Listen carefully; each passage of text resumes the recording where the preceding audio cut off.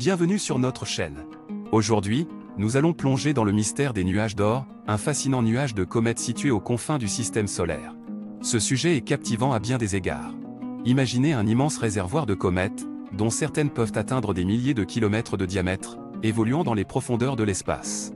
Les nuages d'or nous offrent un aperçu de l'histoire du système solaire et pourraient même nous révéler des indices sur l'origine de la vie sur Terre. Restez avec nous jusqu'à la fin de la vidéo pour découvrir les secrets fascinants que renferme ce mystérieux nuage de comètes. N'oubliez pas de vous abonner à notre chaîne, de liker cette vidéo et de laisser des commentaires. Alors, êtes-vous prêt à explorer l'inconnu? Les nuages d'or, le mystérieux nuage de comètes aux confins du système solaire. Imaginez un vaste univers rempli de mystères et de merveilles, où chaque coin et recoin regorge de découvertes fascinantes. Bienvenue dans le monde des nuages d'or, un lieu énigmatique situé aux confins du système solaire. Dans cet article, nous allons plonger dans les profondeurs de ce nuage de comètes et explorer les nombreuses questions qui entourent son existence. Les nuages d'or, nommés d'après l'astronome néerlandais Jan Oort qui les a théorisés, sont des réservoirs éloignés de corps glacés qui gravitent autour du Soleil.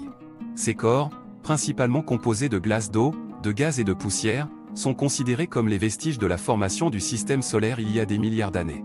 Cependant, contrairement à la ceinture de Kuiper plus proche, les nuages d'or sont situés à des distances extrêmes de notre étoile, à des milliers d'unités astronomiques.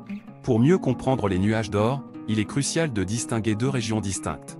La première, appelée nuage d'or extérieur, se situe entre 20 000 et 50 000 unités astronomiques du Soleil. Cette région, bien qu'encore peu explorée, est considérée comme le véritable réservoir de comètes. Elle abrite des milliards de ces objets glacés, attendant patiemment d'être perturbés par des forces gravitationnelles extérieures pour se diriger vers le système solaire interne. La seconde région, connue sous le nom de nuage d'or intérieur, est plus proche du Soleil, à environ 2000 unités astronomiques. Bien que moins dense que le nuage d'or extérieur, cette zone abrite également quelques comètes. Cependant, celles-ci ont été perturbées par des interactions gravitationnelles avec les planètes géantes du système solaire, les propulsant ainsi vers l'intérieur. Alors, comment les comètes du nuage d'or sont-elles formées? Il est généralement accepté que ces corps glacés sont des restes de la formation du système solaire. Lorsque le Soleil et les planètes se sont formés il y a environ 4,6 milliards d'années, une grande quantité de matière a été éjectée dans l'espace.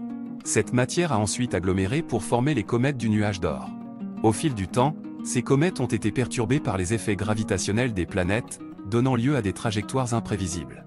Une caractéristique fascinante des comètes du nuage d'or est leur longue période orbitale. Contrairement aux comètes de la ceinture de Kuiper, qui ont des orbites plus courtes et se trouvent dans les régions extérieures du système solaire, celles du nuage d'or peuvent mettre des milliers, voire des millions d'années pour compléter une seule orbite autour du Soleil. Cela signifie que ces comètes sont des visiteuses rares dans notre système solaire interne, apparaissant seulement de temps en temps. Les comètes du nuage d'or sont également connues pour leur spectaculaire queue lumineuse. Lorsqu'une comète se rapproche du Soleil, la chaleur intense vaporise la glace qui la compose. Cela entraîne l'émission de gaz et de poussière, créant la magnifique queue caractéristique des comètes. Ces queues peuvent s'étendre sur des millions de kilomètres dans l'espace, captivant l'imagination des astronomes et des amateurs du ciel nocturne. Malgré les nombreuses découvertes et avancées réalisées dans l'étude des nuages d'or, de nombreux mystères subsistent. Par exemple, on ne sait pas avec certitude comment les comètes sont perturbées pour quitter leur résidence tranquille dans le nuage d'or et se diriger vers le système solaire interne.